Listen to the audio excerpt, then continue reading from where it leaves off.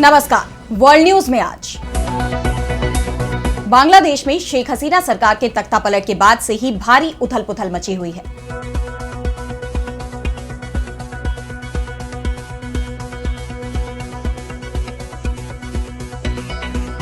छात्रों के आंदोलन के बाद शेख हसीना को बांग्लादेश छोड़ना पड़ा था और वे हिंदुस्तान आ गई, लेकिन यूनुस सरकार लगातार उनके प्रत्यर्पण की मांग कर रही है और अब शेख हसीना के बांग्लादेश में वापसी की तस्वीर साफ हो गई है। हसीना की पार्टी के नेता ने बताया कि शेख हसीना पीएम के तौर पर करेंगी बांग्लादेश में वापसी।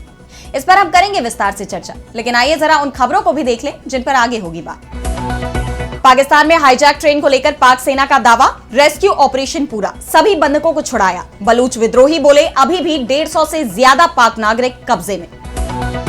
रूस यूक्रेन युद्ध विराम पर रूस ने रखी शर्त, ट्रंप ने दी चेतावनी। यूक्रेन के साथ अब सीजफायर को बाधित करना तबाही का बनेगा कारण। कनाडा अमेरिका के बीच गहराया टैरिफ वॉर, ट्रंप ने यूरोपियन यूनियन को टैरिफ की दी धमकी। अर्थशास्त्री की चेतावनी, मंदी की तरफ बढ़ रहा अमेरिका। और चलते चलते में देखेंगे क्यों फिर अटक गई अंतरिक्ष से सुनीता विलियम्स की वापसी, ट्रंप का वादा भी नहीं आया काम।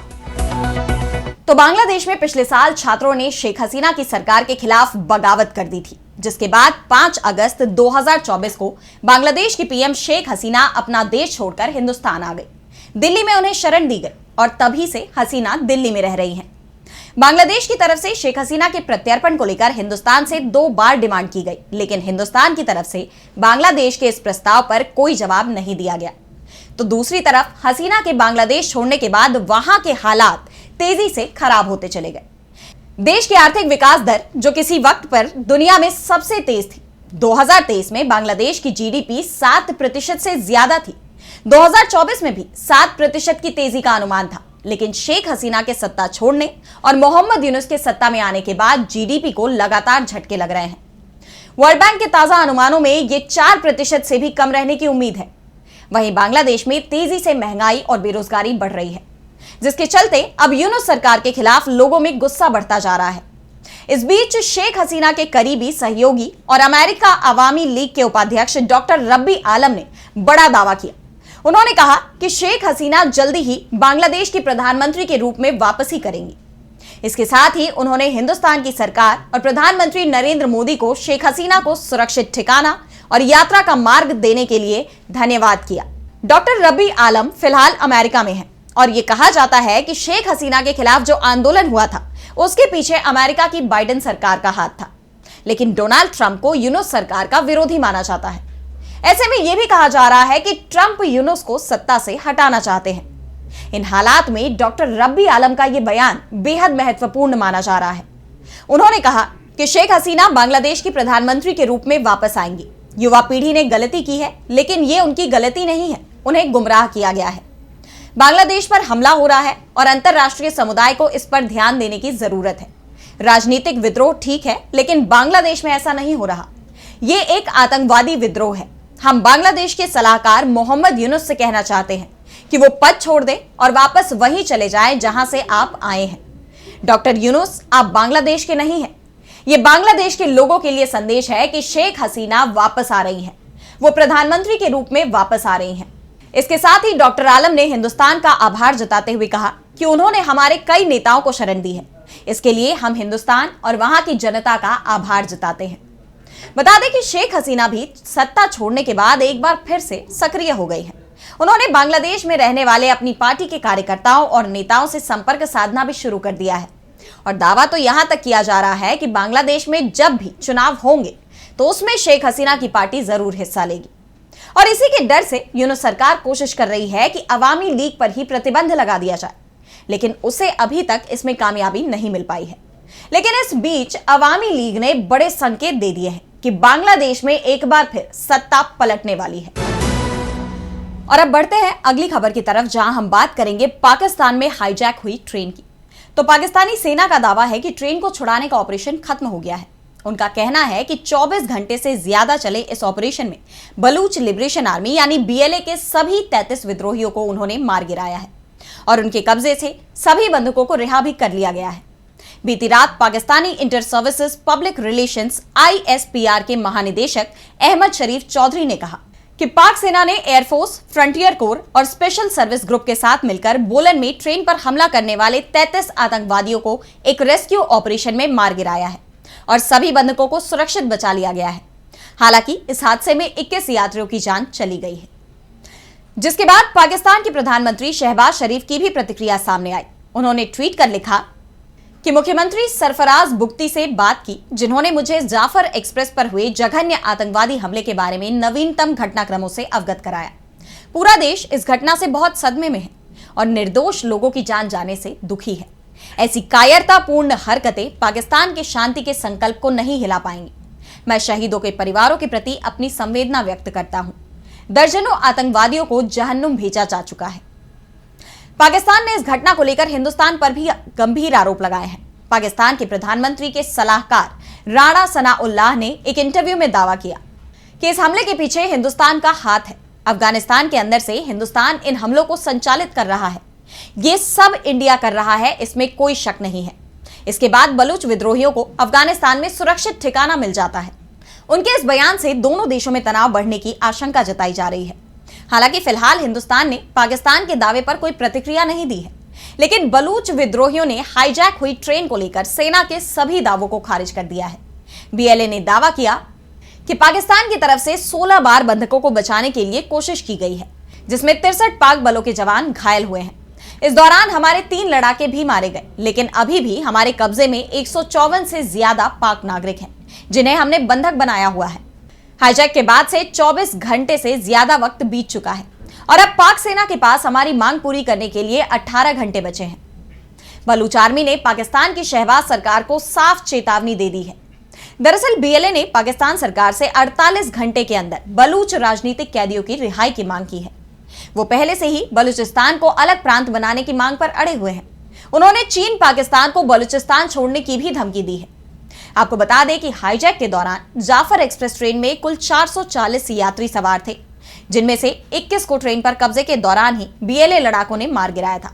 इनमें सेना के 4 जवान भी शामिल थे। इसके बाद पाकिस्तानी सेना के ऑपरेशन में बाकी बचे 200 से ज्यादा बंधकों को छुड़ाया गया। इससे पहले बुधवार को बीएलए ने 150 से ज्यादा बंधकों को रिहा कर दिया था। और अब अगली खबर में बात करेंगे रूस यूक्रेन युद्ध विराम की। तो यूक्रेन के साथ युद्ध विराम की डील फाइनल करने के बाद अब अमेरिका का प्रतिनिधि मंडल इस मामले में आगे की बात करने के लिए रूस जा रहा है। रूस के साथ डील हो जाती है तो 30 दिन का युद्ध विराम शुरू हो जाएगा, लेकिन रूस ने इसे लेकर पहले से ही अपना रुख साफ कर दिया है। उसने कहा है कि युद्ध विराम पश्चिम की शर्तों पर नहीं हुआ, बल्कि रूस की शर्तों पर होगा। रूस की शर्तें कुछ कुछ वैसी ही हैं जो उसने इससे पहले भी यूक्रेन, अमेरिका और नाटो के सामने रखी थी। रूस ने कहा था कि यूक्रेन को नाटो की सदस्यता ना दी जाए, यूक्रेन में विदेशी सैनिकों को तैनात न करने पर समझौता हो, क्रीमिया और उसके 4 प्रांत जिन पर रूस का कब्जा है, इस दावे को अंतर्राष्ट्रीय मान्यता मिले, युद्ध के मूल कारणों पर ध्यान दिया जाए। कारणों में नाटो का पूर्व की ओर विस्तार भी शामिल है। हाल ही में व्हाइट हाउस में अमेरिकी राष्ट्रपति डोनाल्ड ट्रंप और यूक्रेन के राष्ट्रपति वोलोदिमिर जेलेंस्की के बीच लाइव बहस हुई थी और इसके बाद यूक्रेन ने बड़े मंचों से यह संदेश दिया कि वो शांति समझौते की ओर बढ़ना चाहते हैं। जेलेंस्की ने कहा कि 30 दिनों का युद्ध विराम इस दिशा में पहला कदम हो सकता है। अब ट्रंप को रूस के राष्ट्रपति पुतिन से इस जवाब का इंतजार है कि वो इसके लिए तैयार हैं या नहीं। शांति समझौते पर पुतिन का अगला कदम क्या होगा? रूस चाहता है कि यूक्रेन के साथ सीजफायर एग्रीमेंट पर सहमति जताने से पहले उसकी 2 शर्तें मानी जाए, जिनमें पहली शर्त है कि यूक्रेन को नाटो का सदस्य बनने से रोका जाए और दूसरी शर्त है कि क्रीमिया और यूक्रेन के 4 इलाकों पर रूस के कब्जे को अंतर्राष्ट्रीय मान्यता दी जाए। अब ऐसे में सवाल उठता है कि यूक्रेन के राष्ट्रपति जेलेंस्की इस स्थिति में क्या करेंगे? जेलेंस्की सीजफायर के पक्ष में है, लेकिन पुतिन की जिद ने उनके लिए मुसीबत खड़ी कर दी है। और अब अगली खबर में बात दुनिया में छिड़ी टैरिफ वॉर की। तो कनाडा और अमेरिका के बीच छिड़ी टैरिफ की जंग और तेज होती दिखाई दे रही है। अमेरिकी राष्ट्रपति डोनाल्ड ट्रंप के टैरिफ के जवाब में कनाडा ने पहले बिजली सप्लाई पर टैरिफ लगाया, फिर ट्रंप ने स्टील और एल्यूमिनियम प्रोडक्ट्स पर दोगुने टैरिफ का ऐलान किया। हालांकि उन्होंने फिलहाल इस फैसले पर रोक लगा दी है, लेकिन 25% टैरिफ फिर भी लागू है, जिस पर अब कनाडा ने भी बराबर जवाबी शुल्क लगाने का ऐलान किया है। कनाडाई विदेश मंत्री ने कहा कि कनाडा को इस बकवास से लड़ने की जरूरत है। वहीं वित्त मंत्री डोमिनिक लेब्लांक ने बताया कि अब अमेरिका के स्टील और एल्यूमिनियम प्रोडक्ट्स के साथ साथ कंप्यूटर और खेल के सामान जैसी उपभोक्ता वस्तुओं को भी टारगेट किया जाएगा। ब्लूमबर्ग की रिपोर्ट के मुताबिक ये नए शुल्क 13 मार्च से ही लागू हो रहे हैं और ये डॉलर फॉर डॉलर से मेल खाते हैं। यानी कनाडा अमेरिका के साथ जैसे को तैसा की नीति अपनाए हुए है, तो ट्रंप ने भी यूरोपीय संघ के सामानों पर और ज्यादा टैरिफ लगाने की धमकी दे दी। ट्रंप ने कहा कि अगर यूरोपीय संघ अगले महीने कुछ अमेरिकी वस्तुओं पर जवाबी शुल्क लगाने की अपनी योजना पर अमल करते हैं तो हम अतिरिक्त जुर्माना लगाएंगे। वे हमसे जो भी शुल्क लेंगे हम उनसे वसूलेंगे। ट्रंप ने टैरिफ पर ज्यादा जोर देकर निवेशकों, उपभोक्ताओं और व्यापार जगत के विश्वास को हिलाकर रख दिया है और मंदी की आशंकाओं को और बढ़ा दिया है। अमेरिकी शेयर बाजार में इन दिनों अनिश्चितता का माहौल देखा जा रहा है। डोनाल्ड ट्रंप के टैरिफ फैसले से अमेरिका में मंदी आने की संभावना जताई जा रही है। इसे लेकर S&P ग्लोबल रेटिंग्स के वैश्विक मुख्य अर्थशास्त्री पॉल ग्रूएनवाल्ड ने कहा कि टैरिफ पर व्हाइट हाउस के लगातार बदलावों से पैदा हुई अनिश्चितता ने संभावित तौर पर व्यावसायिक निवेश में देरी की है और उपभोक्ताओं को खर्च कम करने के लिए प्रेरित किया है। अरबपति ट्रंप के सलाहकार एलन मस्क की तरफ से सरकारी खर्च को कम करने और अपव्यय को कम करने का अभियान भी जरूरत से ज्यादा खतरनाक रहा है। यानी देखा जाए तो पूरी दुनिया टेंशन में है। ट्रंप के फैसलों से अमेरिका समेत पूरे वैश्विक बाजार में मंदी का खतरा मंडरा रहा है। और अब चलते चलते में देखेंगे क्यों फिर अटक गई अंतरिक्ष से सुनीता विलियम्स की वापसी। तो 9 महीने से अंतरिक्ष में फंसी सुनीता विलियम्स की वापसी की उम्मीदों को बड़ा झटका लगा है। पहले से तय की गई योजना के मुताबिक 13 मार्च की सुबह 5:18 पर नासा का क्रू 10 मिशन लॉन्च होना था, लेकिन तकनीकी खराबी की वजह से ऐसा नहीं हो पाया। दरअसल फ्लोरिडा के केनेडी स्पेस सेंटर से स्पेसएक्स के फॉल्कन 9 रॉकेट को लॉन्च होना था, लेकिन इसके लिए जो व्यवस्था की गई थी उसमें ऐन वक्त पर खामी आ गई और हाइड्रोलिक सिस्टम में खराबी की वजह से रॉकेट लॉन्च टल गया।